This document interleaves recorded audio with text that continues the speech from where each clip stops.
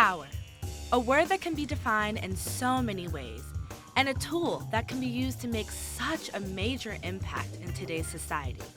But most importantly, it's one of the many ways to describe my cousin and actor, Omari Hardwick. And with season 3 of Power right around the corner, there was no perfect time than now to sit down and chat. How does it feel to be here today? Where you are now in your career? My young journalistic cousin, about similar things that we talked about just on a couch. Probably not that dissimilar from this one. And now we're actually talking. What makes me feel best about it is that we're talking in a format that is about your life in a real way. Because you will spend the better parts of your next decade, if you decide. Beyond that, it'll be 20, 30 years, but at least a decade, you'll spend the better parts of it interviewing people like me. So I'm stupidly humbled that you are talking to me outside of us just sitting around and having on pajamas and talking. It's amazing. This is a different point of my career, Brits. I'm actually able to label it that now. For a long time, we were just plugging away and trying to just show up in scenes and not stink. And that's what I feel like people don't know a lot about, is that you've been doing this for a very long time, and your life didn't start out and going in this direction. Like, you've always had a knack for writing and poetry, and we'll get into that in a little bit. But I mean, you were an athlete. You're supposed to be in the NFL. What happened? So how did you get from taking that path to now being in the world of acting? What happened, Brits, was not long ago, and you know this, but the world should know that not long ago, when you graduated from college, you were at the same point of like, what do I want to pursue? Is it just journalism? But if I do decide it's journalism, what specifically do I want to do when I'm in that? So for me, it was similar. I wanted to be a journalist, and I thought, quote unquote, wanted, right? And I thought, yeah, that makes sense. I'll play like, in my mind, God makes a plan if you make one better.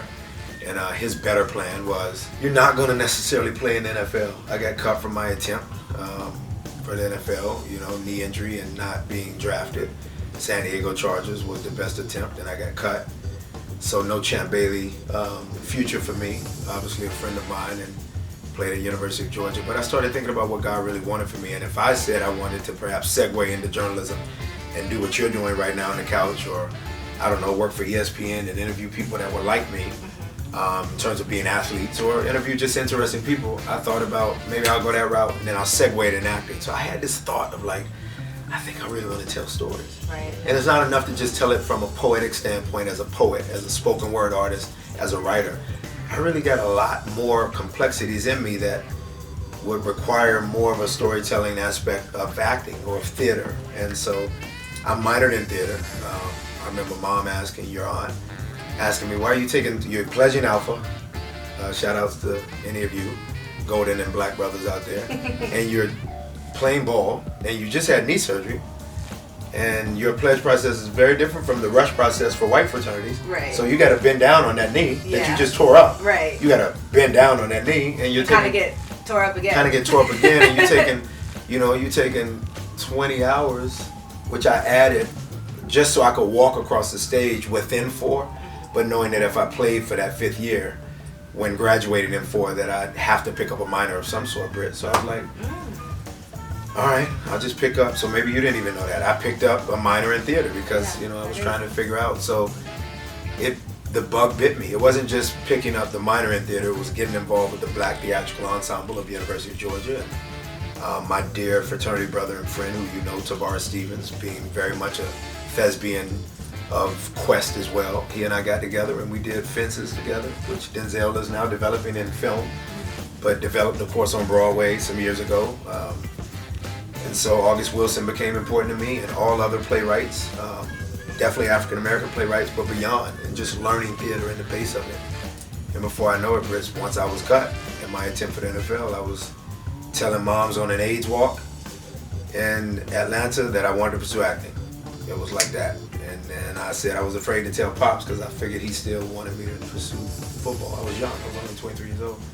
I told him and he said, when do you want to leave? So we come from that family full of discipline, but the reality is one of the things that the world should know is that when poverty mentality is spoken about, it's often connected or Velcro to brown people, which is get on first base, married a local girl or boy.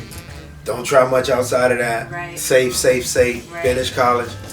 But we came from a family that definitely promoted, and it may be easier because I had a crazy work ethic, but they definitely promoted us pursuing our dreams. We came from a family that promoted it, and that was a big deal. It's cool for me to be sort of the artistic family member that actually put money on the table so that they could believe that you could do what you're doing. That was cool for me.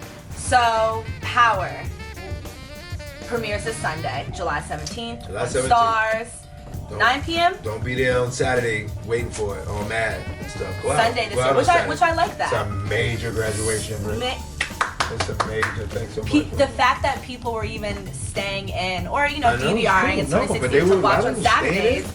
and now it's Absolutely. Sundays. It's gonna be Yep. even better. Sunday Fun Day at its finest. Sunday Fun Day. And you've been acting for a very long time, but this is a big bang for you in this your was a big career. bang. It was. Do you love playing Ghosts? How is Yeah, it playing Ghosts? It's freaking. I love that dude. Because Ghost is nuts, really. Ghost is dope. He's cool. He's Ghost different. is dope, and I love Tommy too, and I love. Yeah, the chemistry. I and- love your relationship with your castmates on and off the camera. Oh, that's cool. A lot of us follow you on social That's media. cool. We see how close you are. I think it's a blessing that those are your castmates. It's for true. Sure. What are we gonna expect from Ghost and Tommy this year? Because it wasn't too great at the end of last season. It's tough, man. It's tough. The only thing I could say is, without giving too much away, is yes, there's a lot of crap this season between Tommy and Ghost. But I hope that the fans bet on remembering, like, they known each other so long. You should have hope. That's what I liked about Ghost. I felt like Ghost is very damaging to not only himself, ultimately in season 3 we see that, because he's gotten rid of Ghost, he's like, I'm Jamie. But he's also damaging to those that he's calling family, not just his wife and 3 kids, but those that he actually calls his family, and at one point called Kanan, played by Curtis 50 Cent Jackson, his family.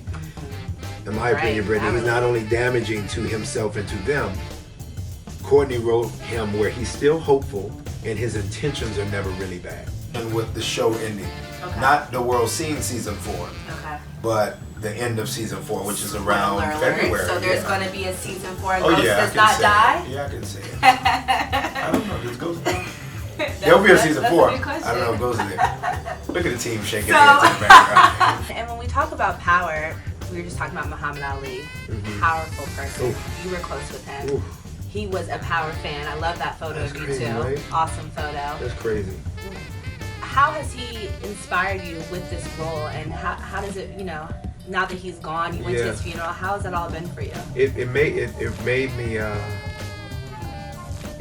me reach back to our grandfathers, to our uncle, in terms of Clifford for you, my father, and then Lent, your father for me. So his relationship with me made me realize it was set up, without me realizing that it was set up. Not just the journey that he was quietly looking at, but I was around men that were like Muhammad Ali. So it was cool for God. I just call it, I don't know how many times we think about God in a cool way, but it was cool for God to go, let me give you somebody that reminds you of your grandfathers, who's almost of their age, but who's more about a stage of the side that you're about to go to. He probably, when he comes in your life, won't be able to speak, but he might be able to actually say more to you silent than anybody that's ever said anything to you while talking. I feel like he was silent for the better parts of 5 years. I came in on the last 2 years.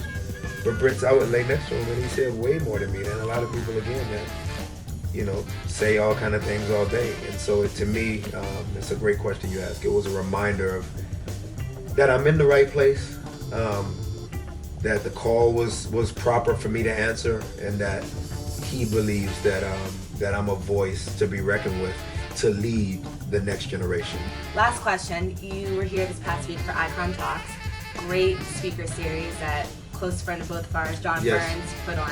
So what does it mean to be an icon? And what is an icon? If you deem an icon special, to me it's because the icon is probably very relatable to the walk that you're walking. They just happen to now be at a place where you go, I'm paying money to go see him talk, but we were probably right there where the fan was. Which everybody needs to realize, that we all come from the same beginning. It's very We similar. all have different paths in life, That's but right. we're all just the same at the end of the day.